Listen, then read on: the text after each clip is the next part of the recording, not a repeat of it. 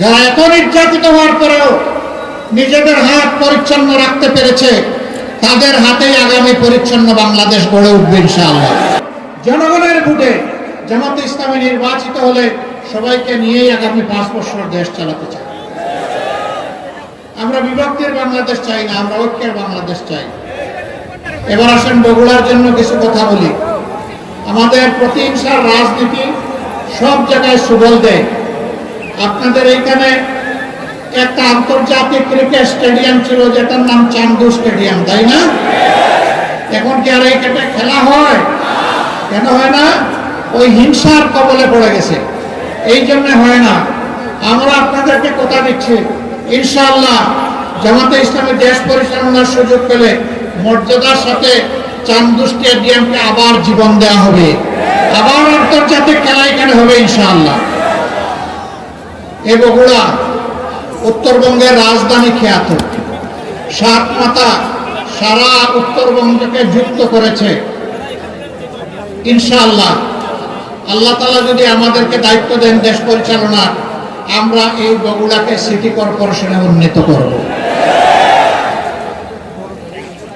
আল্লাহ তাআলা যদি আমাদেরকে দায়িত্ব দেন, সুযোগ দেন, এই বগুড়া একসময় শিক্ষায় শিল্পে সারা উত্তরবঙ্গের জন্য একটা গুরুত্বপূর্ণ জায়গা ছিল।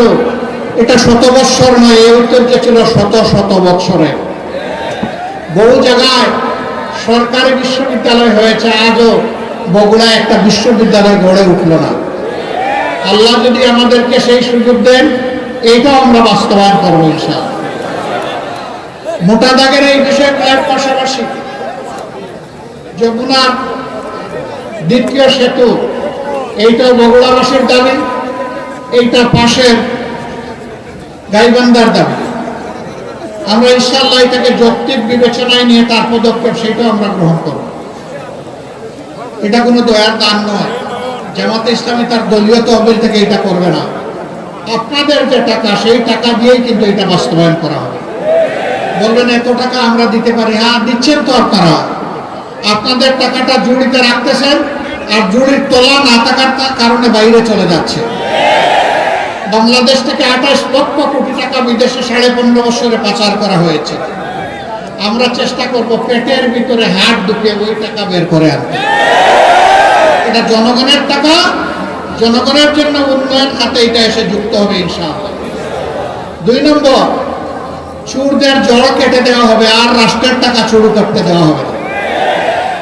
তখন আল্লাহ তাআলা এই রাষ্ট্রের ট্রেজারিতে তহবিলে বরকত দিবেন ইনশাআল্লাহ। রাষ্ট্রীয় তহবিল থেকে তখন সকল অঞ্চল ইনসাফের ভিত্তিতে তাদের পাওনা পাবে ইনশাআল্লাহ তাআলা। সম্মানিত বগুড়াবাসী,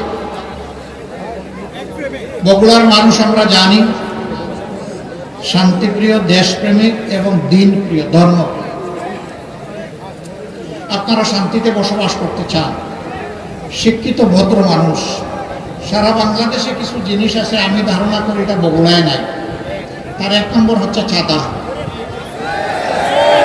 বগুড়ায় চাঁদাবাজি নাই, কি বলেন এই সমস্ত কথাবার্তা? বগুড়ায়ও চলে? ভাইরে আল্লাহ, তাইলে দেশের কোন জায়গা বাদ পড়বে? চাঁদার জ্বালায় অতিষ্ঠ জনগণ। এই চাঁদার কারণে কৃষক তার পণ্যের ন্যায্য মূল্য পায় না।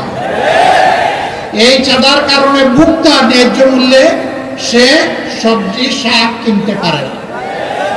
চাঁদাবাজরা মাঝখানে বাঘ বসায় দেয়, এর ভার পড়ে গিয়ে জনগণের ঘাড়ে। ইনশাআল্লাহ তাআলা আজিম আমরা শহীদদের আকাঙ্ক্ষা বাস্তবায়নে, আমরা তাদের রেখে যাওয়া দায়িত্ব পালনে আমরা দেশবাসীকে কথা দিচ্ছি, আমরা চাঁদাবাজ মুক্ত বাংলাদেশ গড়ব ইনশাআল্লাহ। বলবেন তার প্রমাণ কি? তার প্রমাণ আমরা এত মজলুম একটা দল, আর্থিকভাবে ক্ষতিগ্রস্ত একটা দল, এই মুদির দোকানের কাছে, রাস্তার পাশে হকারের কাছে, কোন কোন জায়গায় ফকিরের কাছে কোন চাঁদা চেয়েছে? যারা এত নির্যাতিত হওয়ার পরেও নিজেদের হাত পরিচ্ছন্ন রাখতে পেরেছে, তাদের হাতেই আগামী পরিচ্ছন্ন বাংলাদেশ গড়ে উঠবে ইনশাআল্লাহ। আমরা কথা দিয়েছিলাম আমাদের কর্মীরা চাঁদাবাজি করবে না, দুর্নীতি করবে না, মামলা বাণিজ্য করবে না। জনগণ সাক্ষী আমরা আমাদের কথা রেখেছি। এখন যে কথাগুলো দিচ্ছি সেইগুলো আল্লাহর পরবর্তীকালে বিইজনিল্লাহ আল্লাহ তাআলার সাহায্য নিয়ে সেইগুলো আমরা বাস্তবায়ন করবো ইনশাআল্লাহ।